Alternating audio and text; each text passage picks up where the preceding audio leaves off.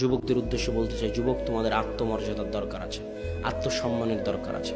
স্রোত যেদিকে যাবে তুমিও সেই দিকে যাবে, এটা হতে পারে না, অসম্ভব। স্রোত যেদিকে যাবে তুমিও সেদিকে যাওয়া মানে তুমি খড়কুটো, মানে তুমি পানা, মানে তোমার কোনো মূল্য নেই। এটাই আল্লাহ রসুল বলেছে যে একটা সময় আসবে যখন কাফের, ইহুদি, খ্রিস্টান, মুশরিকরা তোমাদের উপরে এমনভাবে ঝাঁপিয়ে পড়বে যেমন ক্ষুধার্ত ব্যক্তি প্লেটের উপরে ঝাঁপিয়ে পড়ে। আল্লাহ রসুল, আমরা কি কম হব? অসম্ভব, তোমরা কম হবে না।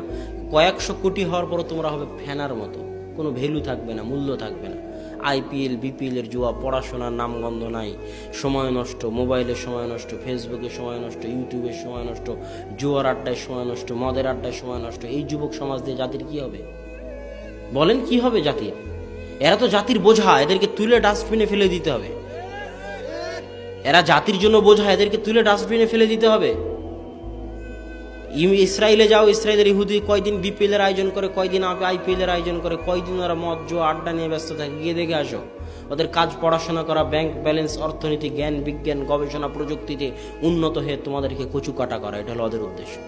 আর তোমাকে ওই যে বিপিএল, আইপিএল, নারী, নাচ, গান, ফেসবুক, ইউটিউব, সময় নষ্ট, মদ জুয়াতে ব্যস্ত রেখে তোমার মাথাকে ভোঁতা করে দেওয়া, তোমার ব্রেনকে অচল করে দেওয়া। আর তুমি ওই যে জীবনে কোনোদিন পড়াশোনা করোনি, তখন আর কি করবা? তখন পদ্মা সেতু বানাতে ইঞ্জিনিয়ার ভাড়া করা লাগে, চায়না থেকে ইঞ্জিনিয়ার ভাড়া করা লাগে, কোরিয়া থেকে, আর তুমি গিয়ে ইট বালু নিয়ে ওখানে লেবারি করবা। এই হলো উন্নত বাংলাদেশ।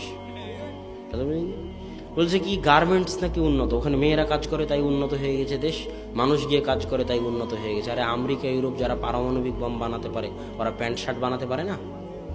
পারে না, পারে না? তাহলে তুমি কখন দর্জি খলিফা হয়ে তুমি উন্নত হয়ে গেলা? অসম্ভব। তোমার চাইতে যদি কম বেতনে আফ্রিকার লোকেরা বানিয়ে দেয় তো এই গার্মেন্টস আফ্রিকায় চলে যাবে। এটা নাম উন্নতি নয়। উন্নতি হচ্ছে জ্ঞান বিজ্ঞান, গবেষণা, প্রযুক্তিতে উন্নতি। অতএব যুবক, এখনো ফিরে আসো, এখনো সময় আছে। দেশ জাতির জন্য বোঝা হয় না, বুঝার চেষ্টা করো। দাওয়াতি কাজে সময় দাও, পড়াশোনায় সময় দাও, দেশ জাতিকে রক্ষা করার জন্য সময় দাও। দেশ জাতির জন্য বোঝা হয় না। দুনিয়া অল্প দিনের, কিছু করে গেলে মানুষ স্মরণে রাখবে, পরকালে পাবে।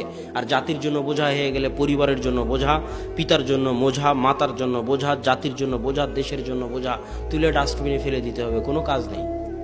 এদেশের হাজারো যুবক ডাস্টবিনে ফেলে দেওয়ার যোগ্য। অতএব যুবক, তুমি নিজেকে কাজে লাগানোর করে গড়ে তোলো, পড়াশোনায় সময় দাও, জ্ঞান অর্জনে সময় দাও। স্কুল কলেজ যেখানে থাকো, বিশ্ববিদ্যালয়ে থাকো, যে শাখায় থাকো, সালাত, সিয়াম, ইসলাম আদায়ের মাধ্যমে জ্ঞান বিজ্ঞান অর্জনের দিকে সময় দাও। সময় নষ্ট করিও না। আল্লাহ আমাদের যুবক সমাজকে হেফাজত করার তৌফিক দান করুক। আল্লাহুম্মা আমিন।